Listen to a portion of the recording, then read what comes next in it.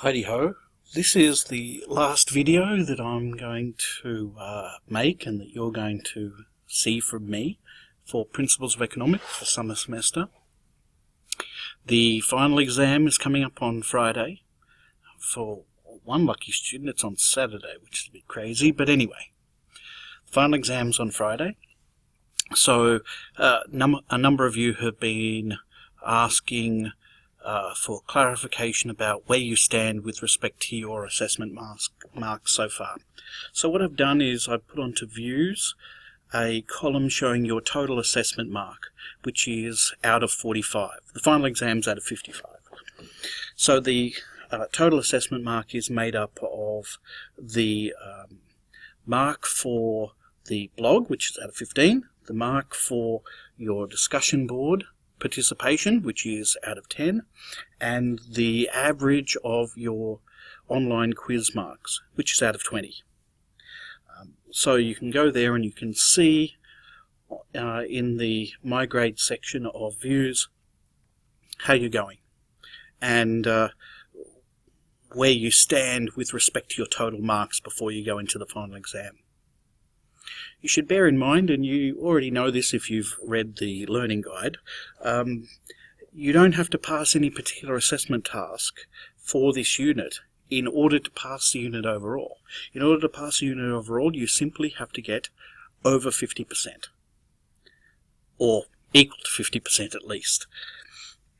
For those of you who haven't participated much, or haven't done well on the assessment tasks, and haven't studied a great deal during the semester, then you're going to face an uphill struggle when it comes to the final exam. You're going to have to make a really significant effort over the next couple of days to get up to speed to the point where you'll be able to do well in the final exam.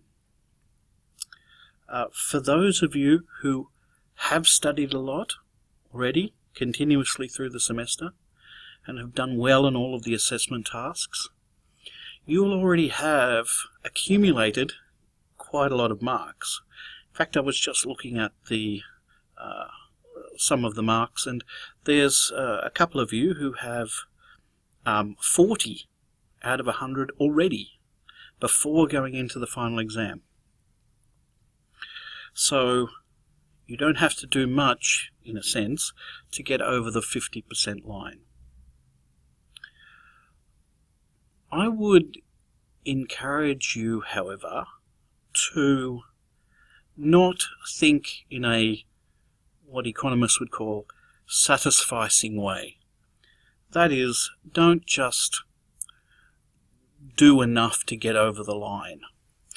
A lot of the reason why I think students don't make the maximum effort they can to get the highest mark they possibly can is sometimes a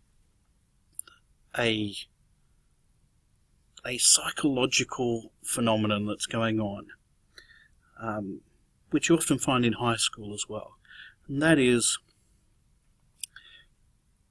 if you don't put in the maximum effort, then you can always say, well, maybe I could have done better. Because if you do put in the maximum effort and you don't get 100%, then it's kind of telling you that, well, I did the best I could and I didn't get the highest possible mark. So it indicates there's some kind of limit to my capacities. And people are afraid of that, I think. They're afraid to admit that sometimes. But I think the alternative is something worse if you think about it. It's to say, well, I didn't make the maximum effort I could because I'm a coward. That's a kind of depressing way to end this video. So think happy thoughts and rainbows and lollipops for everyone.